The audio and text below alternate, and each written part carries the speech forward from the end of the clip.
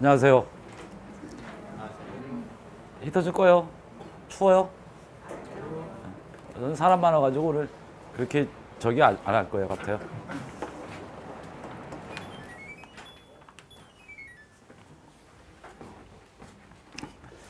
강의하기 전에요.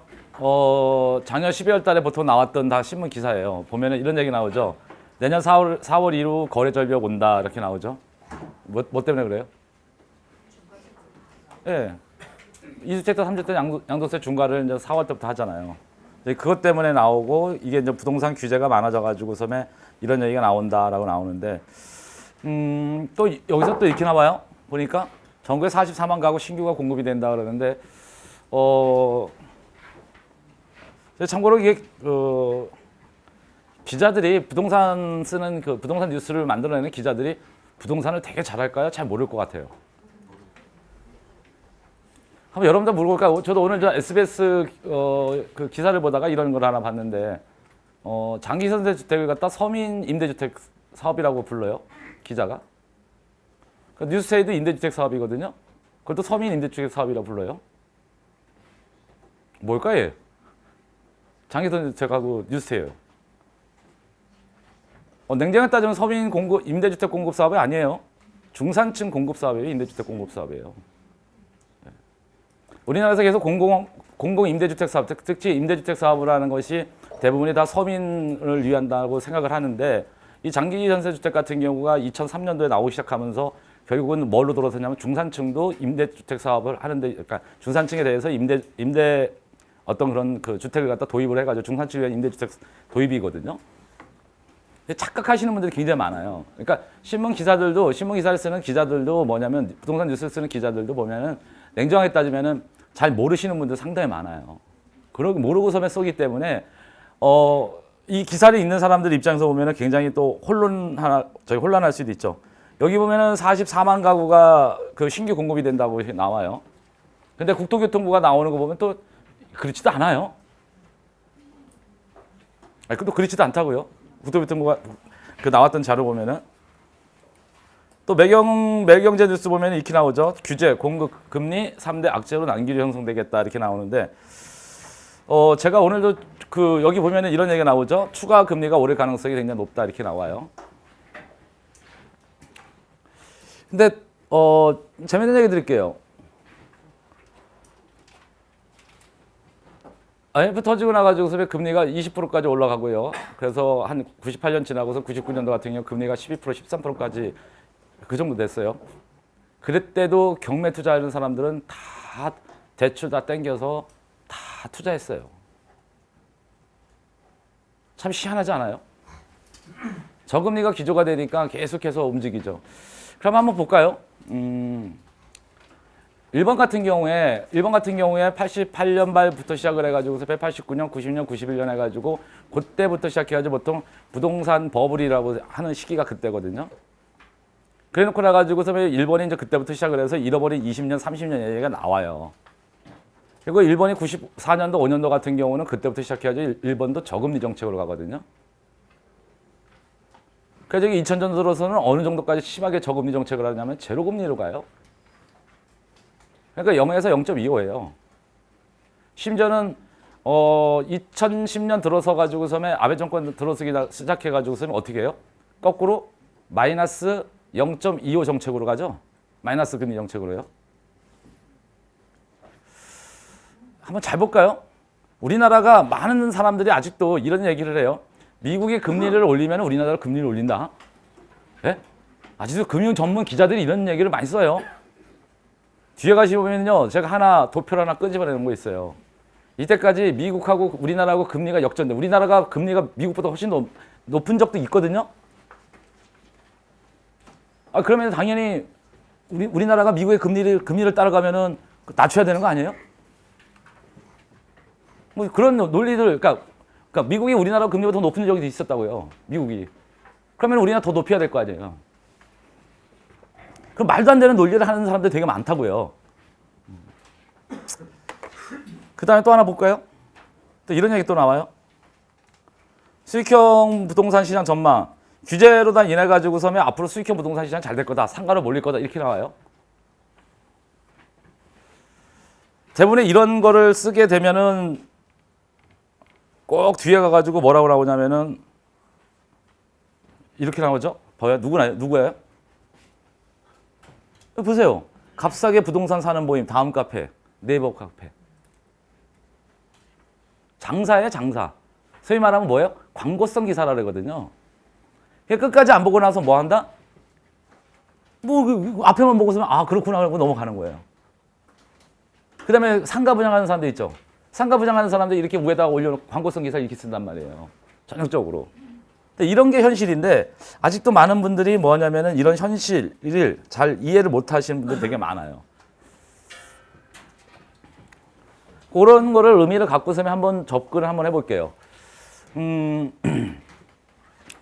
혹시 작년에 제가 제 블로그라든지 이런 데 보면은 뭐 카페든지 칼럼을 갖다 좀 이제 올리기 시작을 하고 이제 블로그에 원래 있던 거를 카페로 좀 옮겨 놓는 상태인데 그전에는 제가 카페를 갖다 그렇게 신경을 안 썼기 때문에 좀 별로 이렇게 칼럼이 없어요. 근데 그리고 작년 내가 7월인가 이후로다가 칼럼을 쓴 게 몇 개 안 돼요. 한 3개, 4개밖에 안 돼요. 그전에는 일주일마다 하나씩 썼거든요. 최소한. 그래서 다양한 글을 많이 올라와가지고 했었는데 안 쓰는데 지금부터 좀 쓰려고 준비를 하고 있어요. 요즘 최근에 좀 뭐 한두 개씩 또 올라가고 있고요. 근데 이제 거기에 그런 글을 좀 보면은 많은 게 있는데 작년 같은 경우도 작년 2016년도 같은 경우도 2017년도에 제가 전망을 할 때 2017년 초에 2017년 전망을 할 때 그때 뭐라고 썼냐면 이렇게 써요.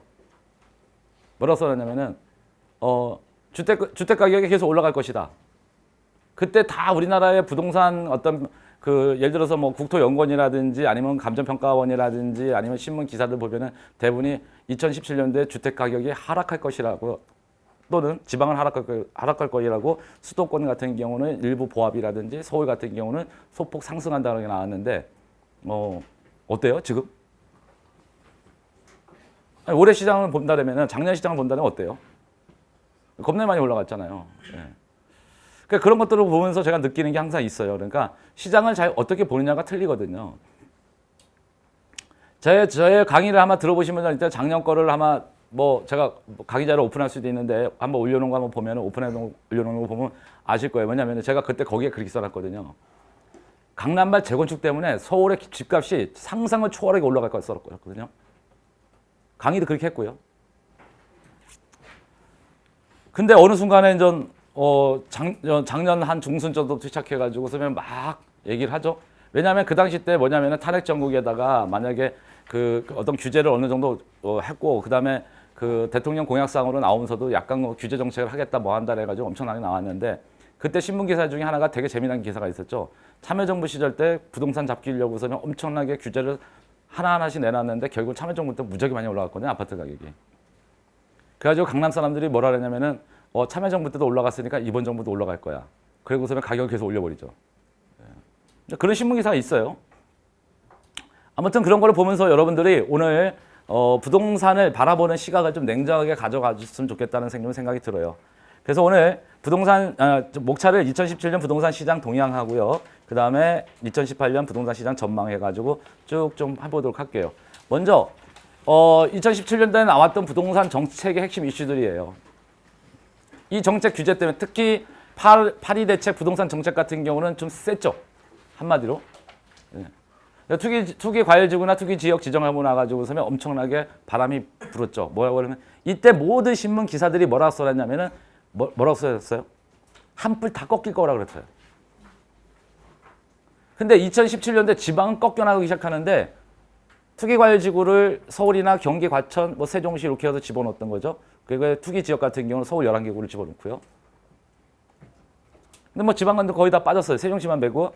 그 다음에 이제 조정대상 지역을 일촉이 이렇게 놨죠. 서울 20개, 25개고 다. 그 다음에 경기 7개씩, 과천, 성남, 하남, 고양, 광명, 남양주, 동탄. 그 다음에 부산에다가 부산, 진구, 기장군, 해운대, 연제구, 동래구, 남구, 수영구 이렇게 딱 나와요. 그러면서 부장가 상한제 적용도 하겠다. 고부장가 우대 지역 같은 경우는 지정 요건을 개선하겠다고 나와요. 그 다음에 재건축 초과 환수제를 시행하겠다 이렇게 나오죠.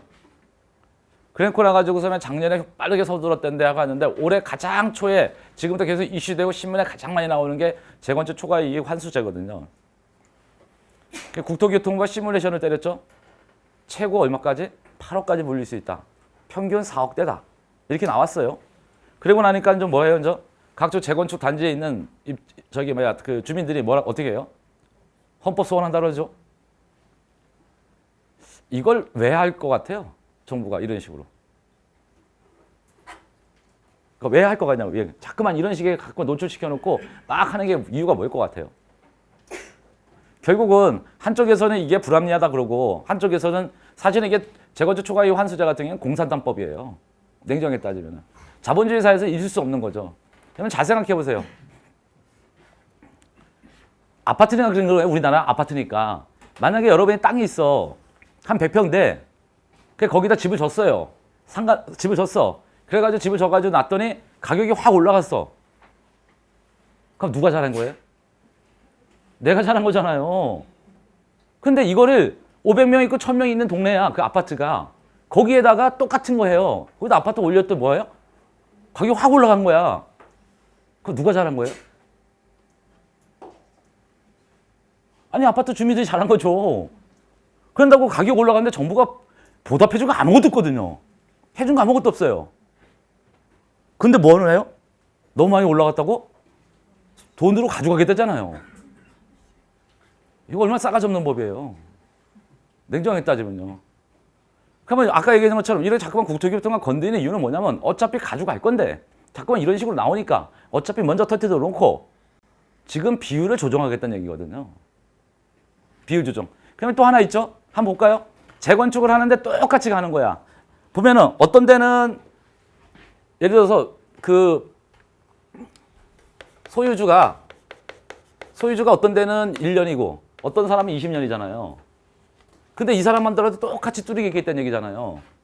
그렇죠? 그러면 이것도 이제 뭐예요?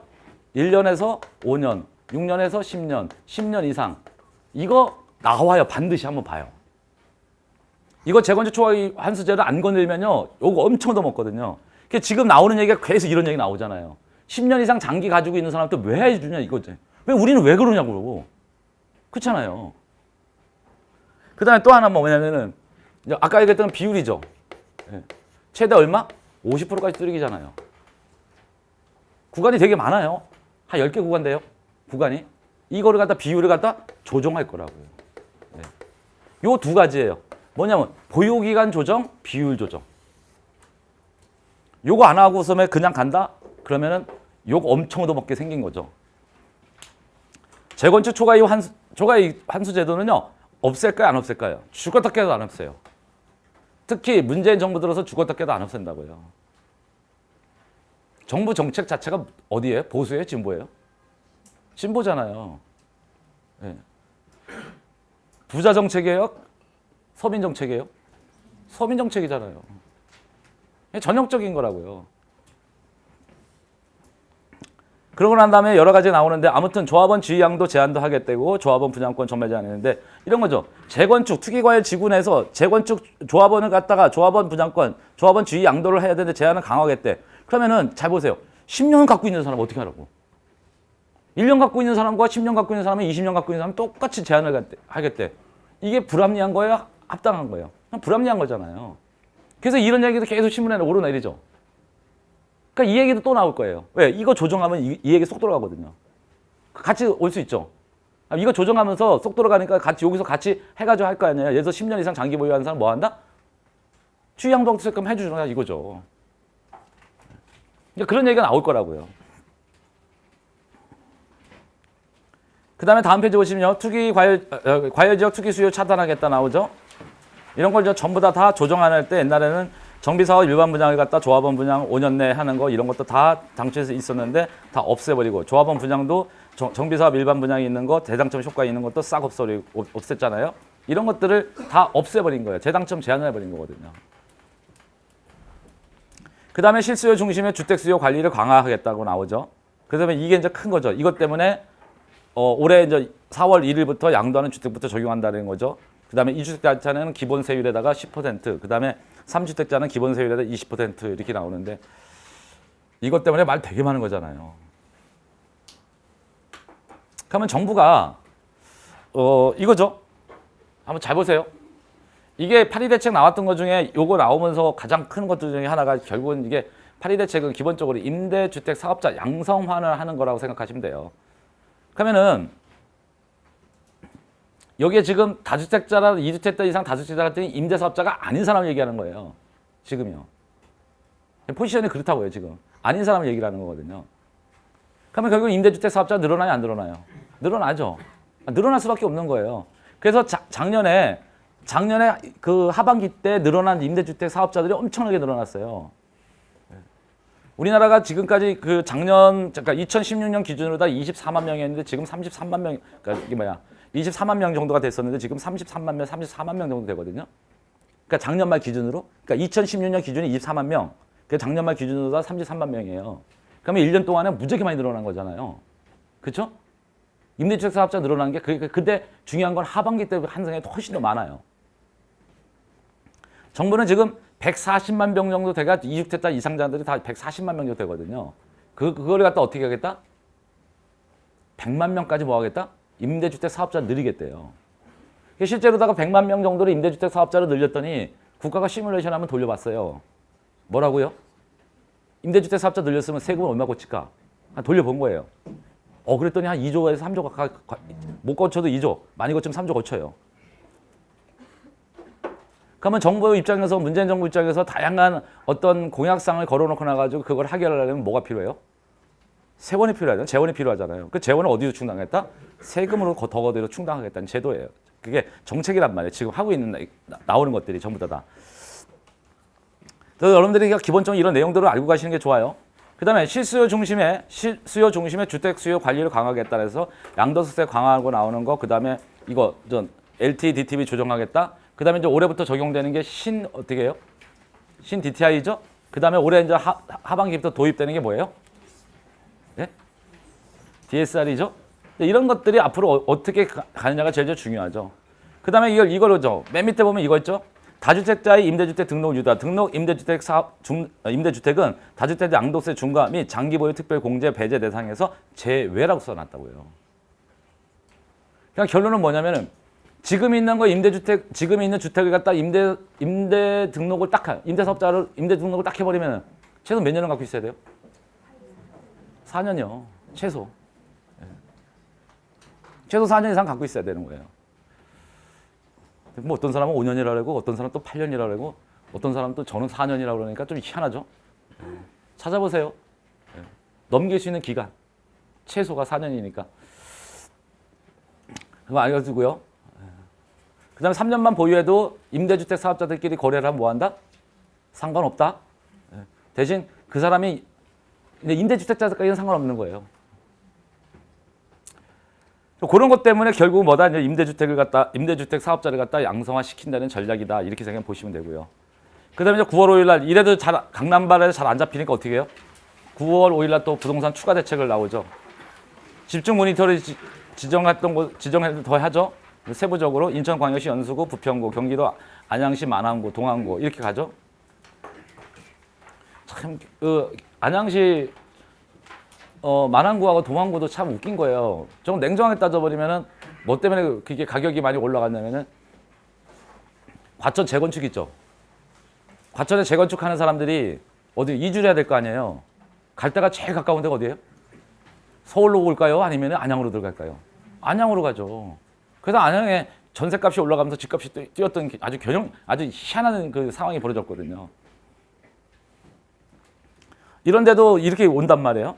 그 다음에 민간 택지 분양가 상한제를 부활시키겠다 나와요. 뭐 민간 택지는 공공 택지는 분양가 상한제가 있는데 민간 택지에다가 이렇게 분양가 상한제를 도입하게 되면은 좀 살벌하죠.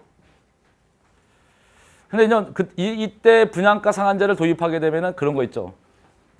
여러분들 그 공공 택지 같은 경우에 분양가 상한제를 적용시켜 버리니까 이 마곡지구 같은 게 어떻게 돼요? 마곡지구가 공공 택지 지구잖아요. 그러니까 공공택지 지구에다가 분양을 했어. 그러니까 분양가 상한제 걸리잖아요. 그렇죠? 공공이니까 LH가 공급하면 공공이잖아요. 예를 들어서. 그러면 걸리죠. 그러니까 분양가 상한제라니까 어떻게 돼요? 1,350만 원. 그렇죠? 근데 이게 이제 지금 어디 가요? 지금 2천만 원 넘죠. 평당? 한번 볼까요? 그러면은 여러분들 알고 있는 그 삼성지구라든지 원흥지구라든지 지축지구라든지 향동지구라든지 덕원지구 같은 경우 전부 다 뭐예요? 공공택지거든요. 공공택지 내에서 공사가 만약에 공급을 한다 그러면은 다 뭐가 걸리는 거예요? 분양가 상한제 걸리죠. 그러니까 거기도 지금 1,300만 원에서 다 1,400만 원 사이에 분양을 한 거거든요. 지금 이거 정도밖에 안 나와요. 분양가 상한제 걸리기 때문에. 그래서 내가 여러분들한테 그런 거예요. 덕은지구에 아파트 공급하면은 청약하라 그러면은 그 분양한다 그러면은 거기 넣어라 안 넣어라? 무조건 넣으라고요. 최고의 입지가 덕은지구예요. 왜 그러냐면요. 도로 하나 건너면 뭐예요? 서울시 바로 서울시 상암동이에요. 그럼 서울시 상암동과 가까우니까 얘는 같은 경우는 얼마 정도까지면은 한 5분의 4까지 올라갈 수 있어요, 가격이. 그러면은 1,300에서 1,350 정도 되는 분양가가 한 방에 올라가면 얼로 올라가요? 1,800, 2천만 원 올라가죠. 그러니까 그러면 여기 우리가 이런 거 뭐라 그래요? 프리미엄이나 P라 그러잖아요. 근데 여러분들 냉정하게 이게 프리미엄이라고 여러분들 말하는데 이 용어 한번 찾아보세요. PIE요. 영어로요, 영어로. 네. 영어로 PIE 치잖아요. 그러면 여러분들이 알고 있는 거 똑같은 내용이 있어요. 저도 곰곰이 생각했어요. 도대체 P를 왜 불렀을까? 프리미엄? 프리미엄의 P자는 아닌 것 같고. 솔직히 난 그렇게 생각해서 저도. 근데 영문으로 쳐다보니까 뭐 그런 개념이 있더라고요. 네. 뭐 웃돈 뭐 이런 뜻이에요, 이게. 그 다음에 또 안 잡히니까 또 언제 또 해요? 10월 24일에 이제 가계부채 대책이 나오죠. 가계부채 심각하니까. 이제 이게 가계부채 대책에 나온 내용들이에요. 가계부채도 자영업자도 취약차죠. 뭐 거시적 차원에서 가계부채 양도했다. 쭉 나오는데 이게 가계부채 쪽에서 관련된 내용이 나오는 거거든요. 그래 놓고 나가지고서 이걸 가계부채로다가 총량적으로 관리를 한다 그래 놓고 나서 더 이상 가계부채를 늘리지 않고 이 대출을 갖다 어디로 끌어당기겠다? 기업 대출을 늘리겠다잖아요, 지금. 그러니까 기업 대출을 늘리겠다는 얘기는 기본적으로 베이스가 뭐예요? 기업한테 자금을 융통시켜주고 기업이 설비 투자를 할 수 있게 만들게 되면은 뭐가 개선돼요? 고용이 개선되잖아요. 지금 문재인 정부의 공약사항 중에 하나가 일자리 창출이잖아요. 그래서 가계대출을 늘리는 거예요. 여러분들 이렇게 경제는요, 뭔가 하나 정책이 하나 나오면은 경제는 그쪽에서 이렇게 선순환이라는 게 있어요. 선순환을 어떻게 해야지 그게 되는지 알아야 되는 거예요. 이런데 일자리 창출한다고 그래가지고서 기업한테 야, 너 없는 일자리 만들어요? 안 만드는 거예요. 그래서 이게 부분이 나오는 거예요. 그래서 일자리 부분에 대해서 기업 대출을 가져간다 이렇게 나와요. 그 다음에 요거는 좀 이따 하면 더 제가 한번 보여드릴게요. 하나가 더. 그 다음에 이거 신DTI 도입으로 줄어드는 대출 한도 나오죠. 만약에 기존 주택담보대출 1억 원을 갖고 있는 연소득 5천만 원 직장인이 서울 강남에 6억 이상 아파트 담보대출을 추가로 받을 경우 현 DTI에서는 2억 5천만 원이 되는데 신DTI로 가면요. 9,500만 원이요. 훅 줄어버리죠. 훅 줄어버리잖아요. 이것들이 엄청 크다는 얘기죠. 그래도 그 신DTI는요. 여러분들 쭉 해서 읽어보세요. 뭔 내용인지 다 아실 거예요. 그러면은 여기다가 이제 DSR까지 가는 거죠. DSR은 상환 능력을 보고서만 좀 대출해 주겠다는 얘기예요. 한번 볼까요? 우리나라가 가계대출이 심각하다 그래가지고서는 지난 정부에서도 뭐를 제도로 도입을 해요? 우리나라가 갖고 있는 것 중에 하나가 있잖아요. 뭐예요? 아니 5년을 빌리든지 10년을 빌리든지 계속 연장해가지고 뭐만 내면 돼요? 이자만 내면 되잖아요. 전 세계에서 우리나라밖에 안 하는 제도 중에 하나예요. 금융권에서. 전 세계 다른 나라는 어떻게 해요? 네? 다른 나라는요? 원금과 이자하고 동시에 상환을 하거든요. 근데 우리나라는 그렇지 안 하는 거였어요, 지금까지. 그래서 당연히 그러면 뭐다? 선진국형으로다가 금융을 갖다가 금융 시스템을 끌고 가려면은 당연히 뭘 도입해야 돼요? DSR 도입하는 거 당연한 거예요. 그거 당연한데 우리나라 사람들 뭐라는 줄 아세요? 많은 분들이?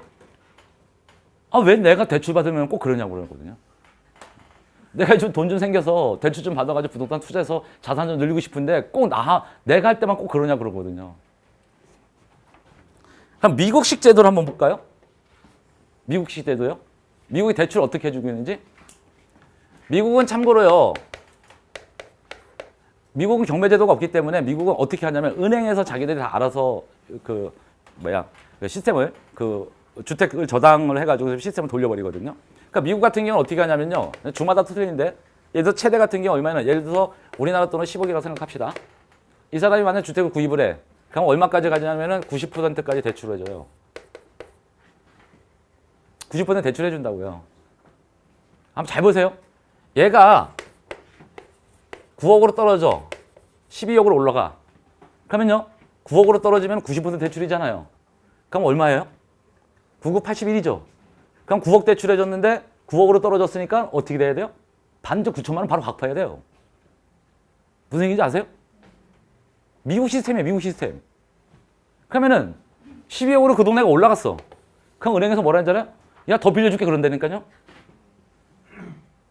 근데 여긴 더 빌려준대. 그 주택 가격이 떨어지면은 여기 이제 9천만 원 갚아야 되잖아요. 그쵸? 그쵸? 근데 못 갚아. 한 방에 이거 일시 상환해야 되는 거예요. 얘는. 못 갚아. 그러니까 어떤 사태가 벌어져요? 은행이 그 주택을 가져가 버린다고요. 그리고도 너 그냥 쫓아버려요. 한번 볼까요? 이런 것들이, 이런 시스템이 9억짜리가 8억이 됐어. 그럼 쫓아가는 사람, 은행에다가 주택 뺏긴 사람 많죠? 이게 2008년도 모기지 사태예요. 우리나라 시스템 자체가 틀리기 때문에 그런 거예요. 처음 들어봐요? 모기지 사태 일어났던 결정적인 배경된 게 얘 때문에 그런 거예요. 이런 미국의 금융 시스템 때문에 그런다고요.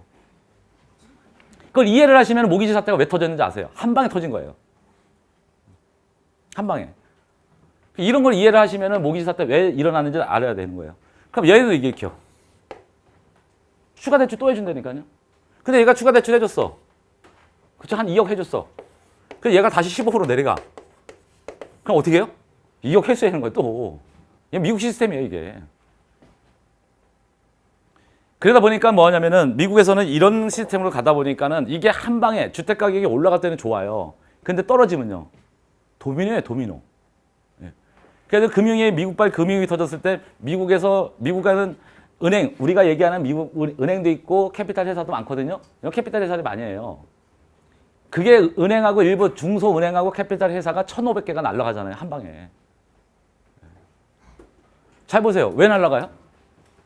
돈 회수 못하니까 뭐예요, 이제? 돈이 없잖아요. 회수를 해야지 되는데 돈이 없잖아요. 그러니까 우리가 뭐라 그래요? BIS라 그러죠. 자기 자본 비율을 못 맞추니까 어떻게 돼요? 그냥 은행을 공중분해 시켜버리거든요, 미국은. 그래서 은행까지 날아가 버리는 거예요. 그러니까 막대한 은행에서 채권을 사주는 이게 주택 그 저당 채권이라든지 저당 증권이라 그러거든요. 그런 채권을 갖다 증권을 사줘야 되는데 은행이 샀어. 근데 그것도 회전을 못해. 그러니까 누가 날아가요? AIA가 날아가는 거예요.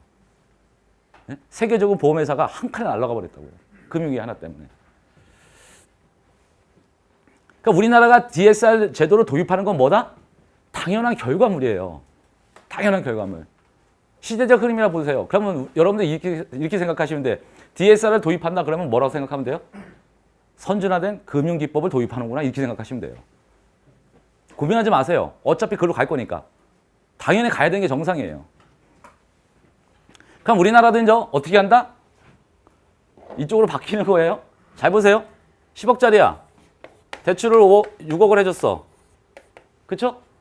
근데 쭉 가다 보니까 한 1억을 원리금 갚은 거야, 이제. 그러면 얘가 5억이죠? 그쵸? 남은 게? 근데 이 10억짜리가 올라가서 12억이 됐어. 그러면은 60% 대출해 준다면 6, 20이면 7억 2천원을 대출해 줄 수 있죠. 그럼 얘하고 갭 차이가 2억 2천 나죠. 그럼 은행이 뭐라 그러는지 아세요? 대출해 줄까 가져가 그런다니까요. 그죠? 야, 얼른 대출해 줄게. 그 은행이 이제 직접 전화를 걸어요. 고객한테 이제. 원리금 상환을 착실하셨기 때문에 저 1년마다 한 번씩 할 수 있거든요. 원리금 상환을 착실해 주고 주택 가격이 올라가기 때문에 우리가 추가 대출 얼마를 해줄 수 있는지 은행이 직접 전화 걸어요, 이제. 그런 시스템으로 바뀔 거예요. 걱정하지 마세요. 여러분들도 내년쯤에는 한 번씩 받아볼 수 있어요. 걱정하지 마세요. 은행이 아주 친절해진다니까요. 처음에 대출할 때는 상환 능력 보고서 막 까다롭게 막 그래요. 그래서 상환 열심히 했어. 근데 제 강의 듣고서 좋은 곳에 샀어. 가격이 올라갔어. 그럼 은행이 되게 친절하게 전화 걸어요. 대출해줄게. 이렇게요.